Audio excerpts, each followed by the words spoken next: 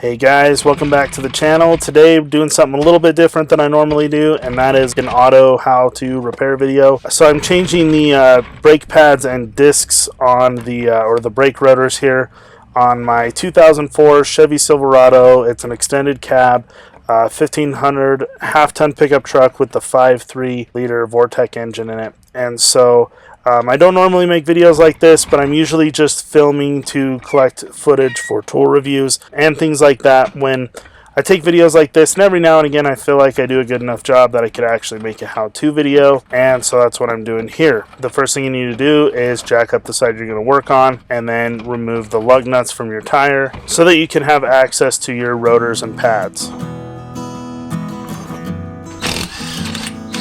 Obviously, you don't have to use an impact driver like I am here. I'm using the 1/2" Bauer impact. You can just use sockets if you need to. So I'm removing all the lug nuts and pulling the wheel off.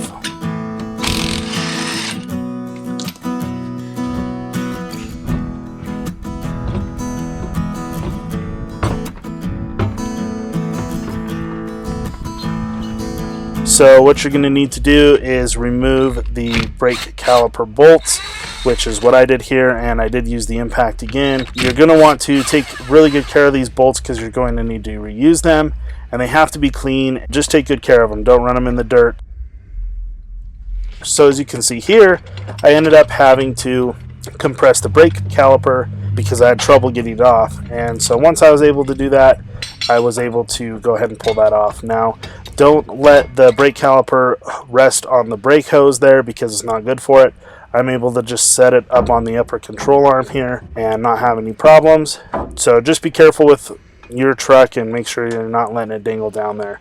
And go ahead and then pull off the brake pads.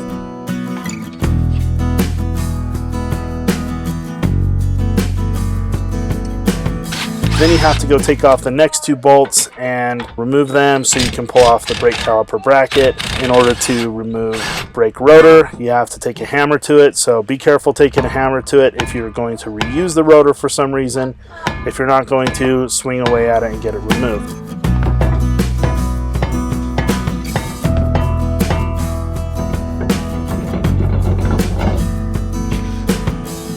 Now, a little trick here that I'm doing is just putting some anti-seize here on the hub, and that is to keep me from having to pound the crap out of the brake rotor should I ever need to replace these brake rotors again, which I probably won't because this truck probably will last 50,000 more miles at best, and I don't see myself replacing those brake rotors beyond that.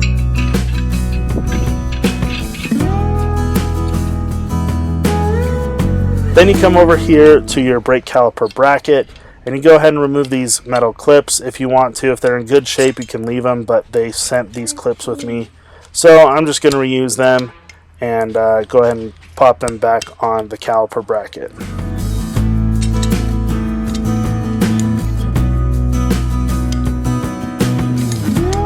So you'll also want to check the rubber gaskets here on the brake caliper bracket and make sure that they're still in good shape because they are going to protect your brake caliper bolts and the grease and keep the dust and dirt off of them. So now I'm just reinstalling the bolts onto the brake caliper bracket, and that way I can start installing the other parts here. Probably don't want to use an impact going and putting those back on, maybe just want to use a socket. I was definitely not hitting them hard, just using the speed of the impact wrench to get them on, and then I'm using a ratchet and just snugging them up, getting them on the rest of the way, and making sure that they're good and tight. So now I'm just adding a little bit of brake grease to the caliper bracket clips so that the brake pads slide nice and easy there on the caliper bracket.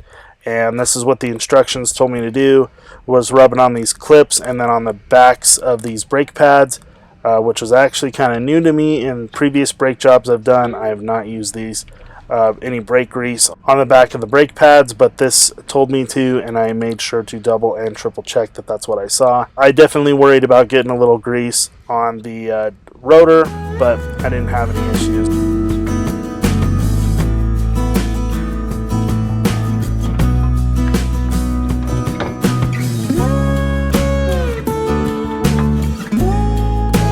then I went ahead and cleaned up the brake caliper bolts, made them nice and clean again, and then I also added a little bit of grease. I just used some brake parts cleaner and got them nice and clean, and then of course added the lubrication so that our brakes work nice and smooth and we don't have any problems. So now you need to go ahead and press the pistons back into the brake caliper so that you can fit them over your new wider brake pads, and you can either use the C-clamps like I did, or you can get a piston compression tool made specifically for this. And you just go ahead and slide that caliper back over the caliper bracket, and make sure that your rubber gaskets are fitted in there so that you can run your caliper bolts through and that they're going to be in good shape. And just be careful not to mess them up. So then you'll go ahead and run your clean greased caliper bolts through, and once you're finished with that, get them snugged down. I just use a ratchet, and you'll need to torque them down to the proper torque specs according to the manufacturer that I don't know off the top of my head, and they may be different for each truck anyway. So go ahead and look them up yourself. I got them nice and snug just using a ratchet, and was ready to put the wheel back on the truck.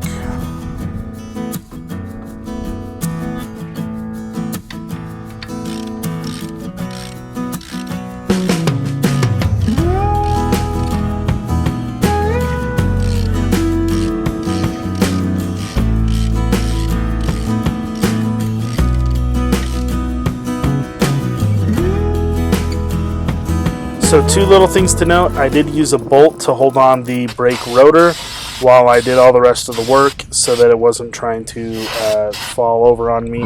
And then I gave it one last good cleanup with brake parts cleaner. And I was ready to reinstall the wheel and put all the lug nuts back on and torque them to spec. And then go ahead and do the exact same thing to the other side. And of course do the break-in process according to the manufacturer of your rotors and brake pads. So mine, they wanted me to basically do some really quick stops without actually completely stopping a few different times, going at different speeds. And that might be pretty standard across a lot of brake manufacturers, but I just want to make sure that you use yours. I am not typically an auto repair channel whatsoever. I'm not an actual professional mechanic, so you definitely need to take everything that I did here with a grain of salt and do it entirely at your own risk. So with that being said, if you do like tools and DIY projects and things like that, I'm really trying to get to the point where I'm starting a little homestead, and that's mainly what the channel will be about in the future. So tools, tractors, working the land, and just things like that in general. Hopefully getting some animals and starting a little family, self-sufficient farm to teach my kids to work and just be a little bit self-sufficient to the best that we can in this day and age. And yeah, so that's basically what my channel is about. I am not an auto repair channel, but if you're in any of that stuff, I hope you'd consider subscribing. I'd really appreciate it. Also, if you did like this video, go ahead and give it a thumbs up. I'd really appreciate it. Thanks for watching. We'll see you in the next video.